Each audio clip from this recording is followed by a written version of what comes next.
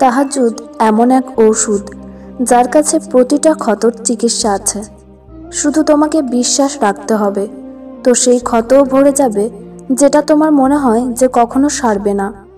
জীবনের মোড় পাল্টাতে তাহাজ্জুদ পড়া এবং শেষ রাতের কান্নার মতো শক্তিশালী আর কিছুই নেই। দুনিয়ায় সবাই যখন ঘুমে বিভোর, তুমি তখন রবের সামনে দাঁড়িয়ে আছো। এর চেয়ে তৃপ্তিদায়ক আর কি আছে?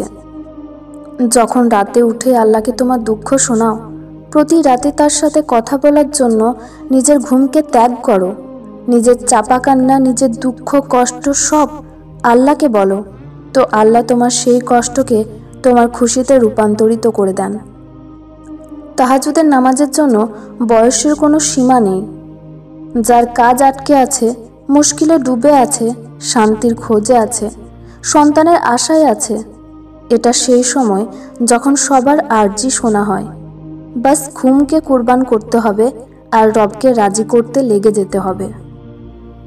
তিনি তার বান্দার অনেক কাছে এবং তিনি কাছে থেকেই তার বান্দার প্রতিটা হাজতকে শোনেন। শুধু তোমাকে আমল করতে হবে, কুরবানি দিতে হবে, তারপর সব আদায় হয়ে যাবে। তোমার তাহাজ্জুদ পর্যন্ত আসাই এর দলিল যে তোমার দোয়া কবুল করা হয়েছে।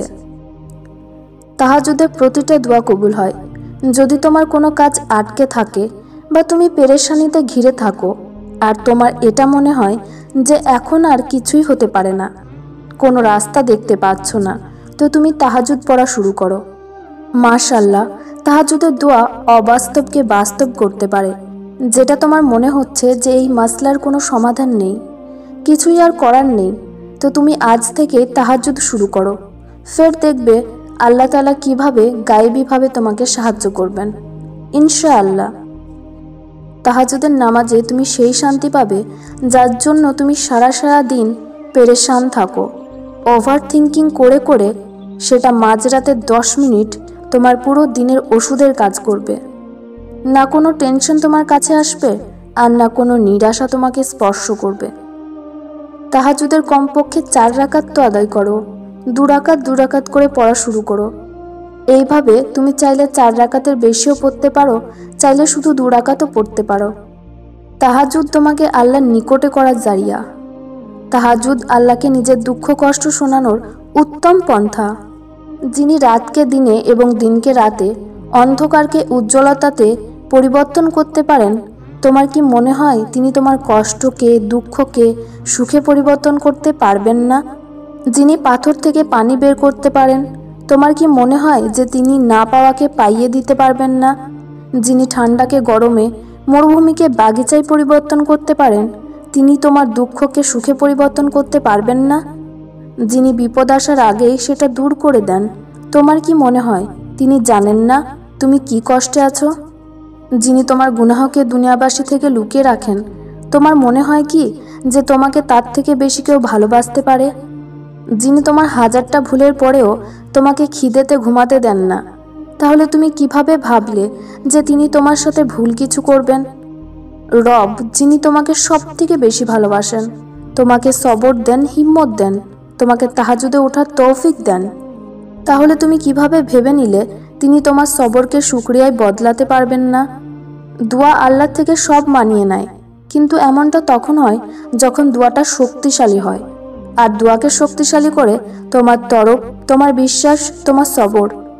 মুজিজা তখন হয় যখন তুমি চাওয়ার পরে অপেক্ষা করো, যখন তুমি বারবার হাত পেতে আল্লাহর কাছে চাও আর বলো, আল্লাহ শুনেন না, আমি অসহায়, আপনার সাহায্যের মুখাপেক্ষী।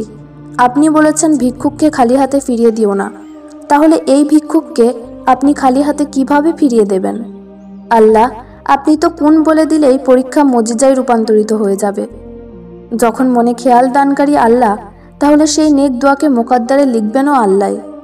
যখন পরীক্ষা দানকারী আল্লাহ, তাহলে সেটা থেকে বেরও তিনিই করবেন। যিনি তোমাকে সবর করা শিখিয়েছেন, সেই সবরের ফলও দেবেন তিনি। যিনি দোয়া চাওয়ার তৌফিক দিয়েছেন, সেটাকে কবুল করবেনও তিনি।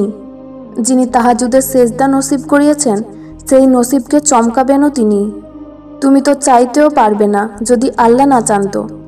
যদি তিনি সাথে সাথে তোমার দোয়া কবুল করছেন না, তো তিনি তোমাকে বারবার শুনতে চান। তোমার ডাক শুনতে তিনি ভালোবাসেন। সেজদা হলো সেই নিয়ামত যা তোমার সব কষ্ট, অস্থিরতা, জমাট বেদনা আর তিতকুটে ভাব দূর করে দেয়। কেননা যতই তুমি নিজের ক্ষুদ্রতা আবিষ্কার করো, ততই তোমার জীবন সাবলীল আর হালকা হয়, সব কিছু মেনে নেওয়া সহজ হয়। সিজদায়ের মর্যাদা আল্লাহ সবাইকে দেন না। আল্লাহ তাআলা মানবদেহের সবচেয়ে মর্যাদাপূর্ণ অঙ্গটিতে চেহারায় তার চিহ্ন এঁকে দেন। জিজ্ঞেস করা হলো সিজদায়ের ক্ষমতা কতটুকু। জবাবে বলা হলো 650 পাখা থাকা সত্ত্বেও জিব্রাইল আলাইহিস সালাম যে দূরত্ব অতিক্রম করতে কখনো সক্ষম হননি, বান্দার এক সিজদা অনায়াসে সেই দূরত্ব অতিক্রম করতে সক্ষম। তার দরবারে তো প্রতিটা কষ্টের মলম আছে। তোমার মনে হয় যে তোমার কেউ নেই, তাহলে তুমি ভুলে যাচ্ছ যে তোমার একজন রব আছে, যিনি সব সময় তোমার সাথে আছে, তোমার কাছে আছে। আল্লাহ আমাদের সবার নেক দোয়াগুলিকে কবুল করুন, আমিন। ভিডিওটি অবশ্যই আপনাদের ফ্রেন্ডস এবং ফ্যামিলির সাথে শেয়ার করুন এবং আমার চ্যানেলে নতুন হয়ে থাকলে চ্যানেলটি সাবস্ক্রাইব করে আমাদের সাথে থাকুন। আসসালামু আলাইকুম।